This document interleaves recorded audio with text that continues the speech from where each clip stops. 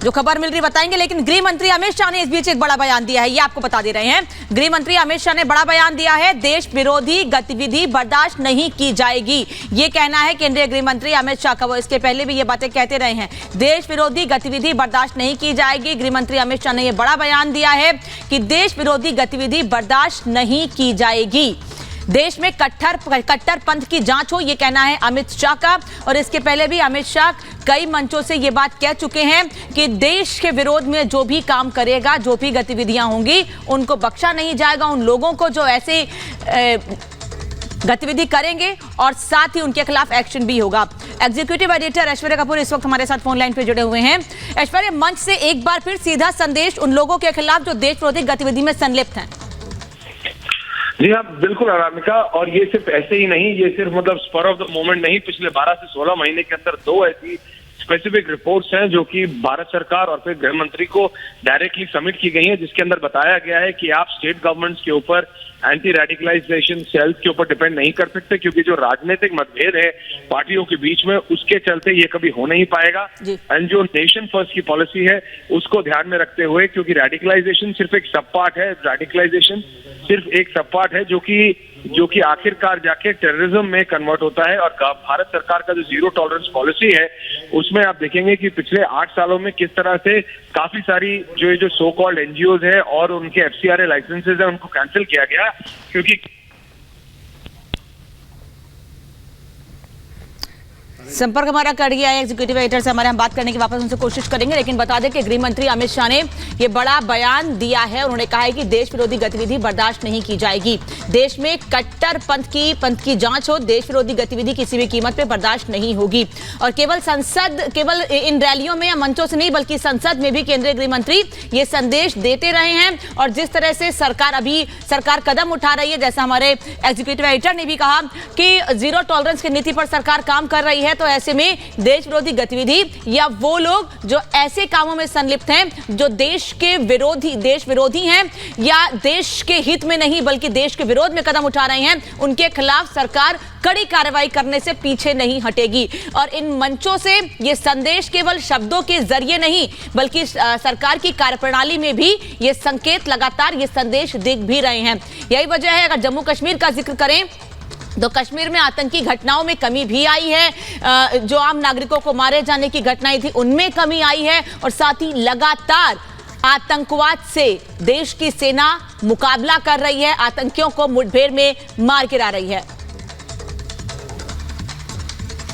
और इस वक्त बीजेपी नेता शहजाद पूनावाला हमारे साथ जुड़ गए हैं। शहजाद, गृह मंत्री चुनावी मंच से उन्होंने ये ऐलान किया है कि देश विरोधी गतिविधियां मंजूर नहीं है, और गुजरात और देश की जो समस्याएं हैं या चुनौतियां हैं वो अलग अलग नहीं है। देखिए, बिल्कुल सही बात कही है उन्होंने, क्योंकि गुजरात एक बॉर्डर स्टेट है और वहां की सुरक्षा मतलब राष्ट्र की सुरक्षा, और राष्ट्र की सुरक्षा पर, राष्ट्र नीति पर कांग्रेस ने सदैव राजनीति वोट बैंक की किस प्रकार से की है, ये प्रधानमंत्री जी ने भी इसका खुलासा किया था। आपको याद होगा, बाटला हाउस एनकाउंटर हुआ तो कांग्रेस पार्टी रो रही थी, जब PFI पर प्रतिबंध लगा तो कांग्रेस पार्टी इसका विरोध कर रही थी, जब सर्जिकल स्ट्राइक हुए तब उसको सर्जिकल और खून की दलाली कांग्रेस पार्टी ने कहा, जब बाकी आतंकियों पर कार्रवाई हुई तो हिंदू आतंक जैसा शब्द गढ़ के इस्लामिक आतंक, पाकिस्तानी आतंक का बचाव करने का कुत्सित प्रयास कांग्रेस ने किया, चाहे समझौता हो, चाहे वो 26/11 हो, चाहे पुलवामा हो। और इसीलिए राष्ट्र सुरक्षा पर जिन्होंने हमेशा राजनीति वोट बैंक की है, कांग्रेस पार्टी को चिन्हित करना और उसको एक्सपोज करना, उसका पर्दाफाश करना, ये बेहद जरूरी है। और मुझे लगता है कि आज जो बयान गृह मंत्री ने दिया है, गृह मंत्री जी ने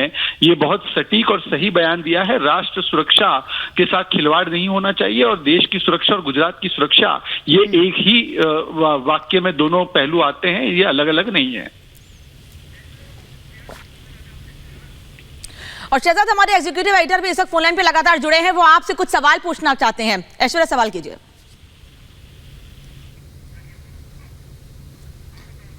फोन कट गया है, हम वापस ऐश्वर्या कपूर से एक बार बात करने की कोशिश करेंगे। शहजाद, अभी हम एग्जीक्यूटिव एडिटर से हमारे जब बात कर रहे थे, उन्होंने भी ये बात कही, और पहले भी हम देखते रहे कि सरकार जो जीरो टॉलरेंस की नीति पर बात करती है, वो एक्शन सरकार की कार्यप्रणाली में दिखता भी रहा है। और जम्मू कश्मीर में आतंकी घटनाओं में कमी जो आई है, वो इसका सबसे बड़ा उदाहरण है। देखिए, आपको याद होगा जब कांग्रेस की सरकार हुआ करती थी तो हर दूसरे हफ्ते एक महानगर में विस्फोट होता था, चाहे वाराणसी, लखनऊ, मुंबई, पुणे, हैदराबाद, दिल्ली, बेंगलुरु, हर जगह विस्फोट होता था। आज ये आतंकवाद की जो घटनाएं हो रही है, जम्मू कश्मीर जो एक कॉन्फ्लिक्ट एरिया है उसके अलावा सभी जगह पर ये बम ब्लास्ट, विस्फोट बंद हो गए हैं, क्योंकि जीरो टॉलरेंस टुवर्ड्स टेरर की पॉलिसी है। 26/11 के बाद वहां पे स्ट्राइक करने की बात कही थी एयर चीफ मार्शल ने, पर कांग्रेस ने नहीं किया। वोट बैंक की राजनीति में डर गए। परंतु जब ये उरी का हमला हुआ तो उसके बाद बीजेपी की सरकार थी तो आर्म फोर्सेस को खुली छूट थी, सर्जिकल स्ट्राइक भी किया, पुलवामा के बाद बालाकोट एयर स्ट्राइक भी किया। ये zero tolerance towards Pakistan terror, ये पॉलिसी में बदलाव हुआ है और ये कांग्रेस पार्टी को जवाब देना चाहिए कि राष्ट्रीय सुरक्षा के साथ राजनीति के खिलवाड़ क्यों किए गए।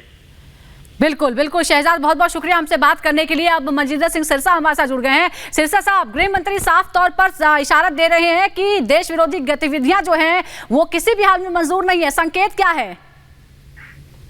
नहीं, संकेत नहीं है, वो बड़ा स्पष्ट बता रहे हैं कि जिन पार्टियों ने देश विरोधी गतिविधि करने वाले लोगों का साथ दिया, ऐसे लोगों को बर्दाश्त नहीं किया जाएगा। जो कट्टरवाद की बात करते हैं, जो देश के अंदर जब कोई आतंकी हमला होता है उनका साथ सिंपैथी रखते हैं, उनके साथ तुष्टीकरण की रणनीति अडॉप्ट करते हैं। हमने देखा ही है देश के अंदर, अब बालाकोट अगर हुआ या सर्जिकल स्ट्राइक हुआ या बाटला हाउस हुआ तो कौन रोया? आतंकी थोड़ा ही ना रोए, कई पार्टियों के लोग। और खास तौर पर अगर मैं बात करूं तो आम आदमी पार्टी का एक एमएलए रोया या कांग्रेस के बड़े बड़े लीडर रोए जी। अब आप बताइए, बाटला हाउस में अगर कुछ हो रहा है तो अरविंद केजरीवाल जी की पार्टी के लोग क्यों रोएंगे? क्योंकि उनका सहयोग कर रहे हैं वो। और देश के अंदर इस चीज को नहीं बर्दाश्त किया जा सकेगा। तो आप देश के किसी भी नागरिक से पूछिए, वो यही कहेगा। लेकिन और सरकार लगातार ये बात कहती भी रही है सिरसा साहब की किसी भी कीमत पर, देश की कीमत पर जो गतिविधियां हैं या जो वो लोग हैं जो इनका बचाव करते हैं उनको भी नहीं बख्शा जाएगा और सरकार आगे भी ऐसी ही कार्रवाई करती रहेगी। धन्यवाद आपका जुड़ने के लिए। और अब देखते हैं 2 मिनट में भारत की बड़ी खबरें।